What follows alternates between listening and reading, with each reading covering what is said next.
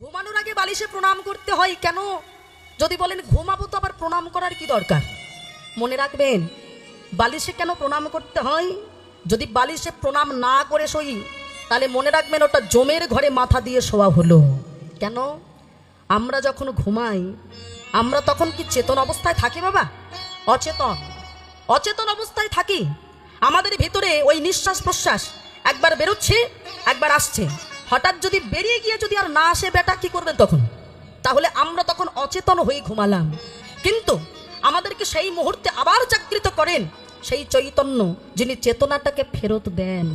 তাহলে মায়েরা আমরা যখন বালিশে শুতে যাব প্রণামটা করতে হবে কি? শ্রী পদ্মনাভায় নমো, পদ্মনাভায় নমো বলে প্রণামটা করতে হবে।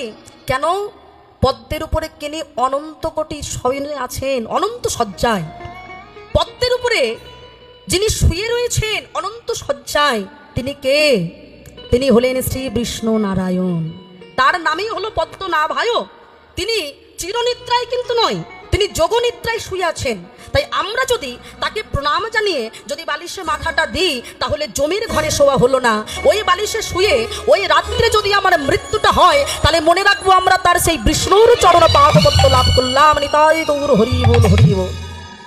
হ্যাঁ, আমরা যদি ওই বালিশে শুয়ে বাবা শ্রী বিষ্ণুর চরণে প্রণাম জানিয়ে যদি আমাদের মৃত্যুটা হয়ে যায় রাত্রে, মনে করতে হবে আমরা যমলোকে আর গেলাম না। মা বলছে শোনো, ভালো যদি স্বপ্ন দেখতে চাও, সুস্বপ্ন যদি দেখতে চাও তাহলে তুমি প্রতিদিন প্রণাম করে বালিশে মাথাটা দিয়ে ঘুমাও। কেন? অনেকে দেখবেন বাবা শুয়ে ঘুমিয়ে পরের দিন উঠে কান্নাকাটি শুরু করে দেয়, বলে ভোরবেলার স্বপ্ন নাকি সত্যি হয়, আমি কি কুস্বপ্ন দেখলাম। ওই জন্য যদি সুস্বপ্ন পেতে চাও, ভালো স্বপ্ন যদি তোমরা পেতে চাও তাহলে অতি অবশ্যই তোমরা পদ্মনাভায় নমো বলে ওই বালিশে প্রণাম করে ঘুমোতে হবে। পিতামাতা যে কত বড় সম্পদ মায়েরা।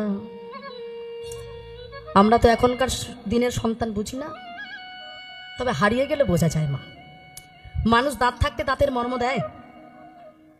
আপনাদের একটা কথা তো আমার বলা হয়নি। আজকে আপনারা যে গৌরপ্রিয়াকে পেয়েছেন আমার যে মায়ের জন্য, যে গর্ভধারিণী মা আমাকে কীর্তন জগতে এনেছেন, আমার মা তিনিও কীর্তনিয়া ছিলেন, যার জন্য আমি গৌরপ্রিয়া হতে পেরেছি। সত্যি কথা বলতে আমার সেই মা আর নেই। এই চৈত্র মাসে তিনি পাপ মোচন একাদশী তিথিতে স্বর্গালোকে গেছেন। তবে আমি তখন গানেই ছিলাম। মা আমি তখন পশ্চিম মেদিনীপুর গানে কেউ জানায়নি, সবাই বলল মা ভালো আছে। মায়েরও বিরাট শখ ছিল, দুতলা মন্দির করেছিল, গোপাল সেবা করত, বলতো তোমরা দুটো ছেলে মেয়ে, আমার ছেলে মেয়ে নও, আমার গোপালও আর এক ছেলে। কোনো রোগ ছিল না, কিন্তু আমার মাটা চলে গেল। প্রতিদিন আসরে কীর্তনের মধ্যে বলি নিঃশ্বাসের কোনো বিশ্বাস নেই। প্রত্যেকটা হরিবাসরে ভক্তদের বলি মায়েরা আজকে কীর্তন শুনতে পারছেন শুনে নেন, আজকে কীর্তন করতে পারছেন করে নেন। আপনি ভাবছেন আজকে কষ্ট হয়েছে শুনবো না, আগামীকাল আবার যদি অনুষ্ঠান হয় বা কোথাও কীর্তন হয় তখন শুনতে যাব। আগামীকাল কেন, আমাদের জীবন আর একটা ঘন্টা থাকবে কিনা কোনো গ্যারান্টি আছে? মা আমার মা তো মৃত্যুটা হয়েছে 2 সেকেন্ডে।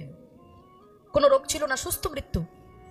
শুধু বললো খুব গরম লাগছে আর উঠে বাপির হাতটা ধরে বলেছিল আমি চলে যাচ্ছি, আমার ছেলে মেয়ে দুটোকে দেখো বলেই চোখ বন্ধ করেছিল, কোনো কষ্টও পায়নি। তাহলে ভাবুন তো মা, আমাদের কি কোনো সময় থাকে? আমাদের কখন যে ডাক আসবে আমরা নিজেরাও জানি না।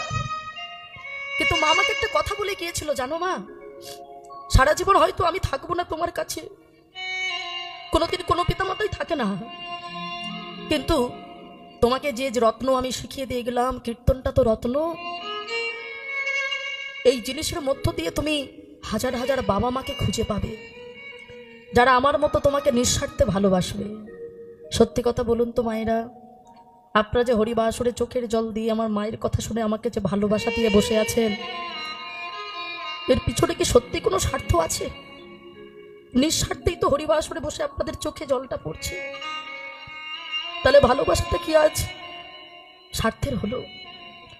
আজ আমার মা যদি না থাকতো আপনাদের মতো হাজার হাজার পিতামাতা তো আমার পক্ষে পাওয়া সম্ভব হতো না। মা তাই বলবো যতদিন পিতামাতা আছে আপনি ভগবানকে প্রণাম করতে ভুলে গেলেও পিতামাতার চরণে কখনো প্রণাম করতে ভুলবেন না।